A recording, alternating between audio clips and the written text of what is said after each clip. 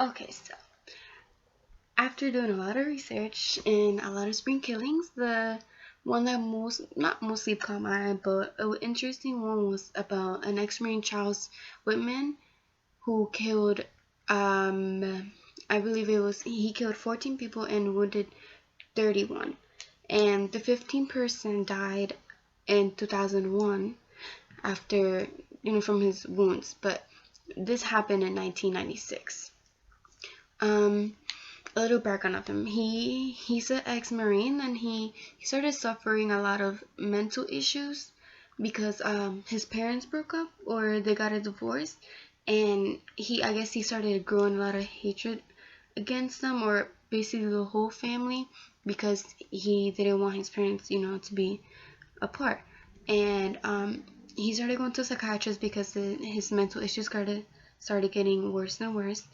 And he used to, like, tell her everything that he felt, like his anger, and that, like his hatred towards his parents and what he wanted to do to people and stuff. And one of the visits that he went to, he specifically told her that he wanted to, or he was going to one day go to that tower and kill people, but she didn't do anything about it, or she didn't put any mind to it, because he's mental. Like, he would say things and really do them. So she didn't follow, like, the red flag. It was whatever about it. He then wrote, I think it was like a few days or few months before the killing happened. He wrote a note to the psychiatrist telling her how much hatred he had to his parents, or like the whole family, and that he wanted, after he died, that he wanted people, or you know scientists, to open his body and inspect him and, like, study him to see if he had any mental issues. He didn't really think of himself having mental issues, like, he thought it was a normal thing, or like to think normal. He didn't want to really believe he had mental issues, so he said that. And after that, he just kept going on and on about how much he hated his family and the hatred.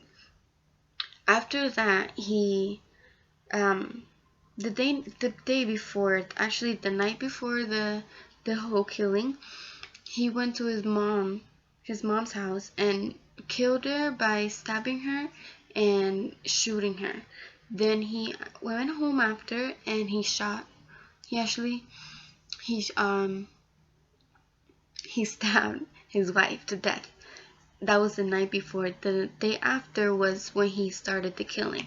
In the morning before the killing, he went to a gun shop. Then he bought a whole bunch, like guns and stuff. And then um he bought, I believe, ammunition. He bought whole boxes of ammunition and a cabin. Then he proceeded to go to the killing place, which was in the it was an observatory platform on top of a 300-foot tower at the University of Texas. Before getting up there, he had killed, I believe, the guard. Before, like, walking up there, he caught.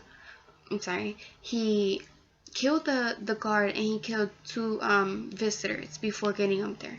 After getting up there, he set up everything, his telescope and stuff, so he can hunt the people down. And then he had killed 14 people and wounded 31 people in 90 minutes. And so the police were trying to get him, but they couldn't really get a good angle to shoot him down. So after 90 minutes, a cop went up the stairs rushing, and they killed him. And yeah, a lot of people were shocked, like, it was a crazy thing. And my opinion about how this could have been stopped before it happened, or somebody would have known about it, was if the psychiatrist would have said something about it, would have, told somebody about it, or try to get him, or get that out of his head.